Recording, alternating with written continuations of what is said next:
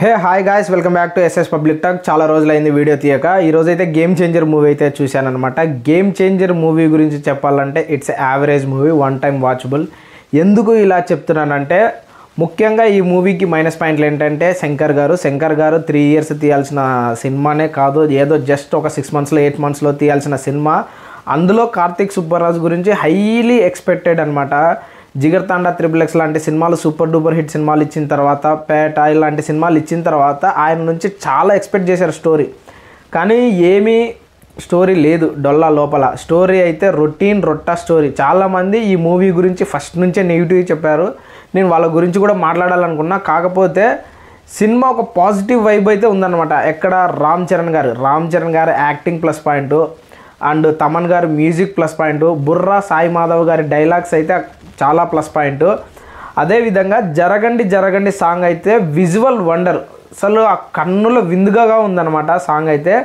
అంజలి గారు తన పాత్రకి తను న్యాయం చేశారు. ముఖ్యంగా అప్పన్న పాత్రలో రామ్ చరణ్ గారు చాలా ఒదిగిపోయారు. ఆ క్యారెక్టర్ తర్వాత వెంటనే మళ్ళీ కాలేజ్ స్టూడెంట్స్ తర్వాత వెంటనే మళ్ళీ IAS క్యారెక్టరు, ఇట్లా 3 layers ఉన్న క్యారెక్టర్ని అవలీలగా ఈజీగా క్యారెక్టర్లకి ఇన్వాల్వ్మెంట్ ఇచ్చి పర్ఫెక్ట్గా ఇచ్చాడనమాట. ఆ తర్వాత ఈ సినిమాలో మైనస్ పాయింట్లు అయితే స్టోరీ.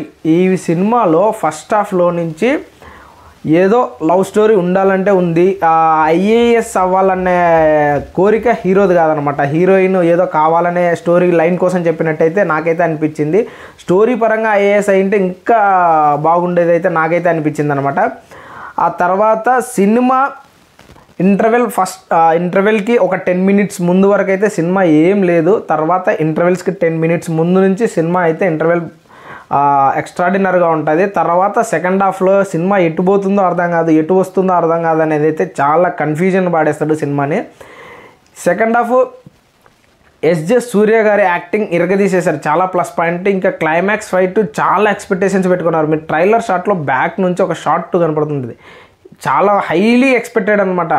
ఆ క్లైమాక్స్కి ఈ ఫైట్ పెట్టకుండా ఉండింటే చాలా బాగుంటుంది. ఎందుకంటే చాలా ల్యాగ్ అనిపిస్తుంది ఆ ఫైట్, ఎందుకు చేస్తున్నారో అర్థం కాదనమాట.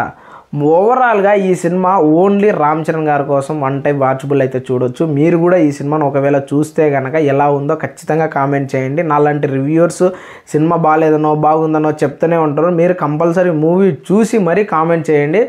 ఓవరాల్గా మనం ఈ సినిమాకి ఇచ్చే రేటింగ్ 5 out of 2.5. సో ఈ వీడియో కనుక నచ్చినట్లయితే ఒక like, share, subscribe. Thank you.